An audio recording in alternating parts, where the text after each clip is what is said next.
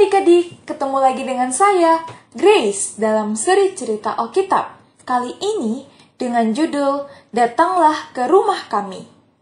Ayat hafalan kita tertulis di dalam Roma 12 ayat 13. Bantulah dalam kekurangan orang-orang kudus dan usahakanlah dirimu untuk selalu memberikan tumpangan.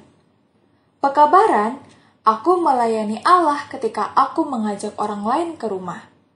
Coba pikirkan saat terakhir engkau menerima tamu di rumahmu. Apakah yang engkau lakukan untuk mempersiapkannya? Untuk membuat mereka merasa nyaman?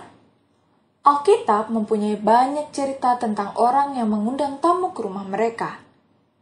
Kita temui Priscilla dan Aquila. Paulus adalah seorang hamba Allah. Ia ingin menceritakan kepada dunia tentang Yesus. Jadi, ia melakukan perjalanan panjang yang dikenal sekarang sebagai perjalanan misi kedua Paulus. Ia baru saja tiba di kota Korintus untuk menceritakan tentang Yesus pada penduduk di sana. Banyak orang yang tinggal dan bekerja di Korintus, sebuah kota yang penting. Paulus tidak yakin di mana ia akan tinggal atau apa yang akan ia lakukan. Kemudian ia bertemu dengan Priscilla dan Aquila. Kaisar Roma telah membuat semua orang Yahudi meninggalkan Roma, dan Aquila adalah seorang Yahudi. Karena baru pindah ke Korintus, barangkali mereka masih belum selesai menyesuaikan diri. Tetapi, mereka tidak khawatir mengenai bagaimana bagusnya rumah mereka. Meskipun begitu, mereka mengundang Paulus untuk mengunjungi mereka. Dan mereka segera mengetahui bahwa mereka memiliki lebih banyak kesamaan selain sama-sama orang Yahudi di Korintus. Mereka adalah pembuat tenda, begitu juga Paulus. Priscilla dan Aquila sangat ramah.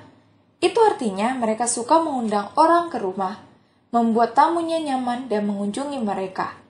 Tetapi, mereka tidak hanya mengundang Paulus untuk makan malam. Mereka mengajak dia untuk tinggal bersama mereka. Paulus membantu mereka membuat tenda, dan ia membantu mereka belajar lebih banyak tentang Yesus. Paulus tinggal dan bekerja bersama Aquila dan Priscilla selama sekitar 1,5 tahun.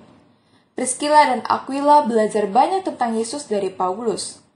Mereka juga terus sibuk membagikan kabar baik tentang Yesus, sama seperti Paulus lakukan kepada mereka.